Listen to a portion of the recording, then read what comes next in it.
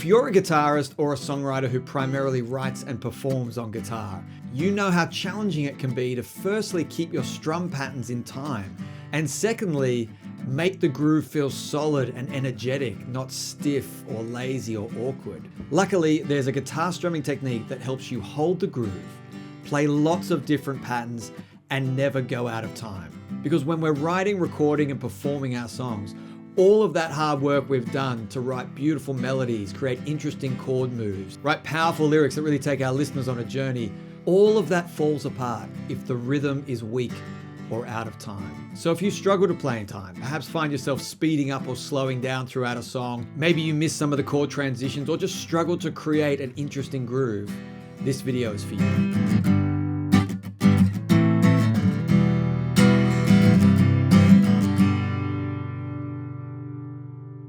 So first, let's identify what the problem is. And the problem with strumming really comes from getting our hand into a position where it can't keep the strum pattern going.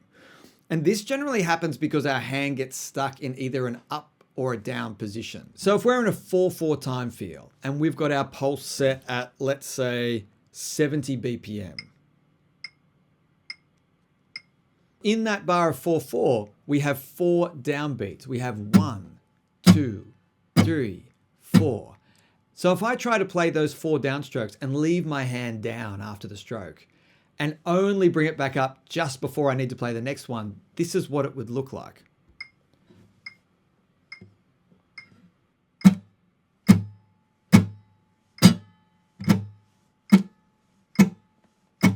And that's actually really hard to do. It's very uncomfortable, it's very choppy, and it's not creating a pleasant groove in any way. But more importantly, you can see how rushed I am to try and get back up and play that next downbeat. And so this shows us the problem that often arises when we're playing more complex strum patterns and it needs to be either in a down or an up position for the next stroke, but it's not in position. And therefore we lose sense of the rhythm, we lose the feel, and it all falls apart. So we can solve this very easily with a concept called perpetual motion. And perpetual motion really is this idea that it never stops. It just keeps going. The hand that is doing the strumming really needs to keep going and never stall in a down or an up position. And to do this, we're going to now look at that 4/4 pulse and break it into eighth notes. So instead of just having 1, 2, 3, and 4, we're going to now have 1 and 2 and 3 and 4 and 2, 3, 4, 1 and 2 and 3 and 4 and 1 and 2 and 3 and 4 and 1 and 2 and 3 and 4 and 1 and 2 and 3 and 4. And that really is the simplest demonstration of this perpetual motion concept, because if we can keep the hand moving up and down, then it's really a matter of when we start to engage the strings. But this is the motion we need to get comfortable with first in the strumming hand.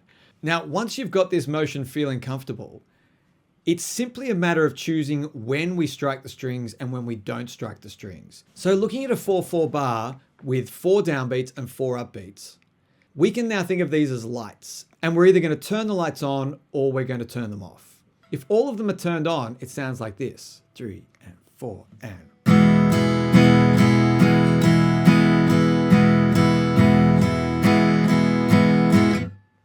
Not particularly interesting.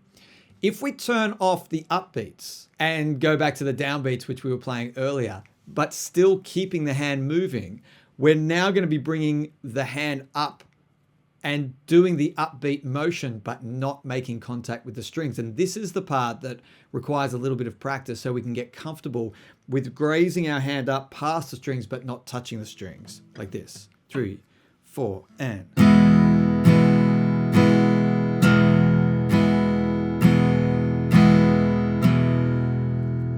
And you can see if I get at a particular angle there, I'm really bringing my pick up, pulling my hand up past the strings, maybe a centimeter away, and just grazing past without touching them, so that when I do want to touch them, the movement isn't too extreme. It's not like we want our hand to be out here and then have to pull it in when we make contact. We want it to be close to the strings so that we get to choose when to make contact and not make contact. And this is how we then apply this concept to more advanced strum patterns. So let's now turn some of these lights on and off and create different patterns. So let's do this pattern. So you can see we've turned off 2 of those lights. We've turned off the 1 and we've turned off the 3 downbeat. 3, 4, and.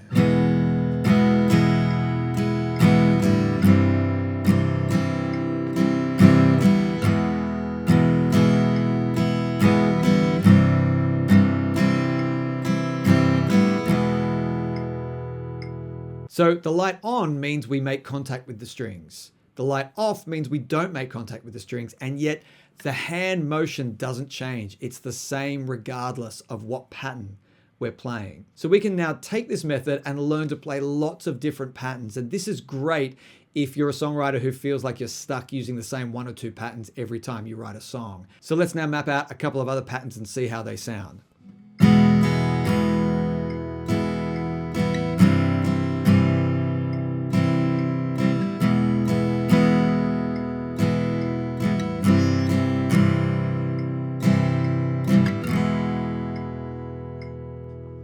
And we're playing these pretty slow. We're playing them at 70 BPM so you can hear when I'm making contact with the strings and when I'm choosing to avoid them. But once we've got a pattern feeling good in the hands, increasing the speed is really very, very easy. Getting the pattern solid and stable and grooving first, that's the main thing. Then we can increase the tempo. So let's take that pattern up to 100 BPM. 3, 4.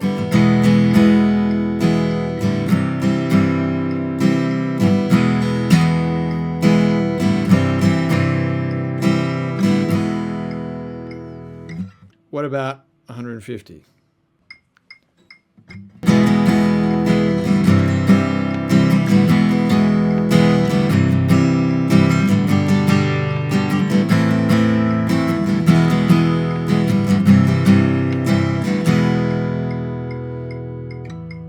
Once the hand's comfortable playing the pattern, moving it to a much faster BPM isn't a problem because the motion doesn't change. The hand is still doing exactly the same pattern, down, up, down, up, down, up, down, up, round and round. And we're making contact with the strings according to the pattern we've laid out, the lights being on or off.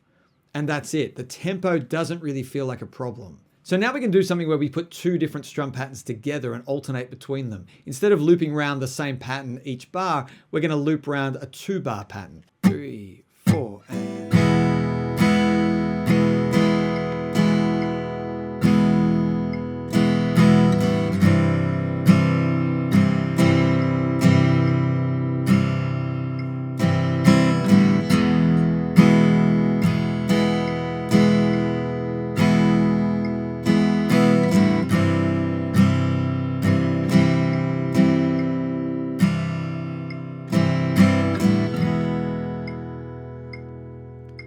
And again, if the song called for it, we could move it up to a much faster tempo. 1, 2, 3, 4.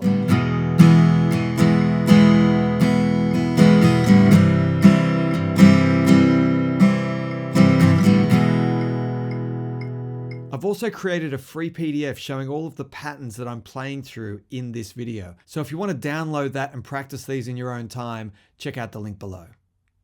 I should also mention this is a really useful technique for learning other people's songs. If you're learning covers and you can't quite work out what's going on with the strum pattern of the song, mapping it out this way can sometimes help you get a handle on it, and doing it at a lower tempo really gets the hand comfortable before moving up to speed. So it's worth trying with any songs that you're learning. Now we can subdivide the bar of 4/4 further and go to 16th notes. And to show this graphically, instead of having 1 and 2 and 3 and 4, we now have 1 E-ander, 2 E-ander, 3 E-ander, 4 E-ander. Twice as many subdivisions in each bar. But the beautiful thing about perpetual motion is that nothing changes. All that happens is the hand moves twice as quick, but it's still going up and down in the same kind of motion. So if we go back to 70 BPM, 2, 3, 4, and 1 E-ander, 2 E-ander, 3 E-ander, 4 E-ander, 1 E-ander, 2 E-ander, 3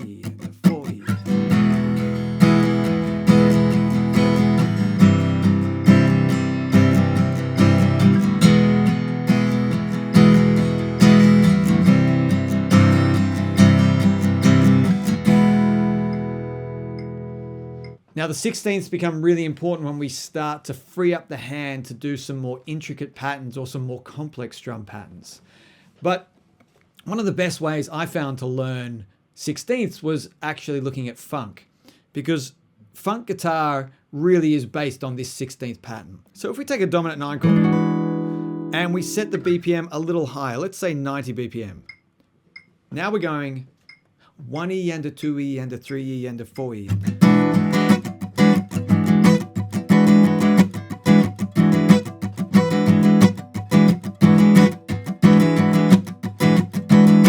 It's exactly the same concept. I'm just moving the hand faster, and I'm also doing something where I'm pulsing the chord in the left hand. And with this kind of music, the chord hand does come into play as a mute option, because what the hand here is doing, the strumming hand really has the option of touching the strings every time on all 16th beats.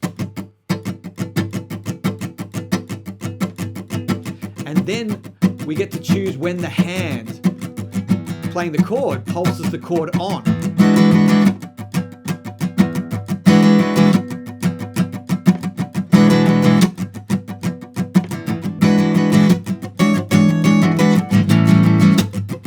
And so on. So there I've got all the lights on, in the sense that I'm really hitting the strings to create a percussive effect with all of the 16th notes. And then I'm really using the chord hand to decide when you hear the chord and when you just hear the percussive sound. But we can absolutely avoid the strings with some of our strums. And here's a pattern that sounds really good.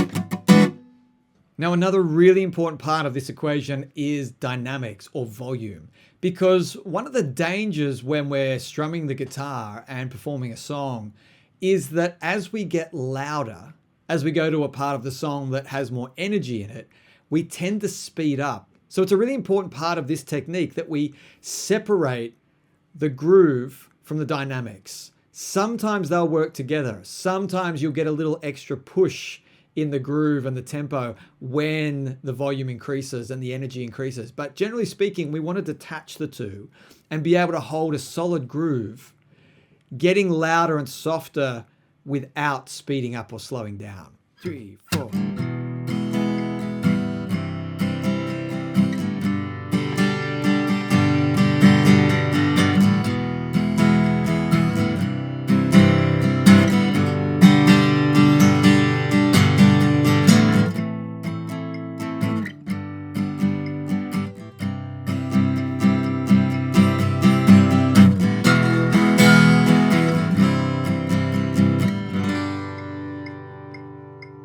Another really important area to focus on are the transitions between chords. When we're changing chords or when we're transitioning between sections of a song, these are often the danger points. And one of the benefits of really getting this technique solid is that it starts to work almost on autopilot.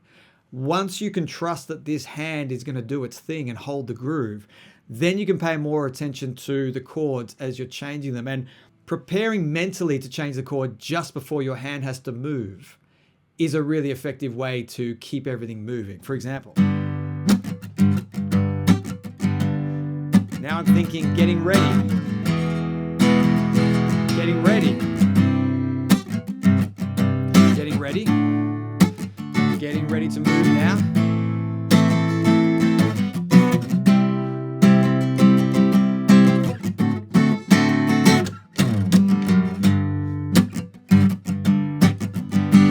So being able to trust in your strumming hand and its ability to hold the groove gives you more confidence to be able to do other things that you need to do as a songwriter, such as think about the lyrics and the melody and the singing and the chord changes. This is really the engine of the whole system.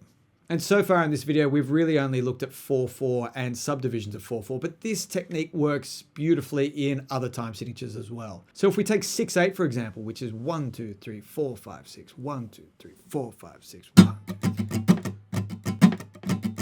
There's that perpetual motion.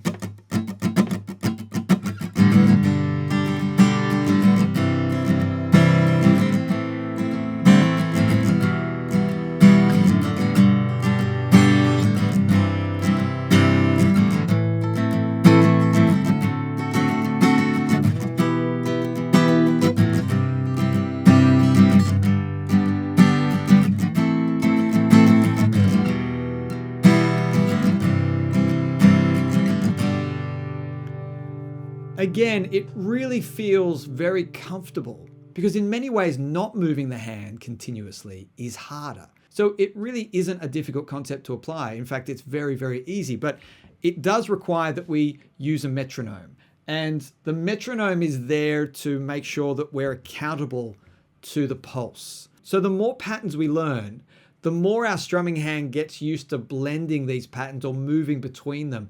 And really what we're trying to do is get our hand to a point where it's able to freely play a song and play different patterns without us thinking too much about it.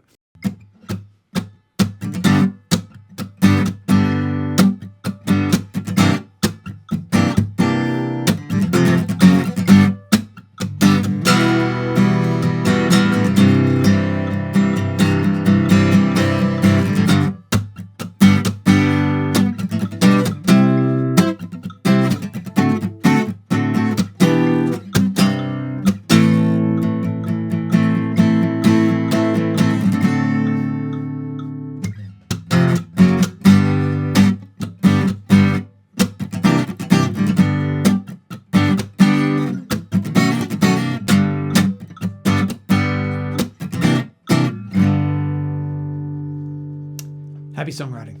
Bye.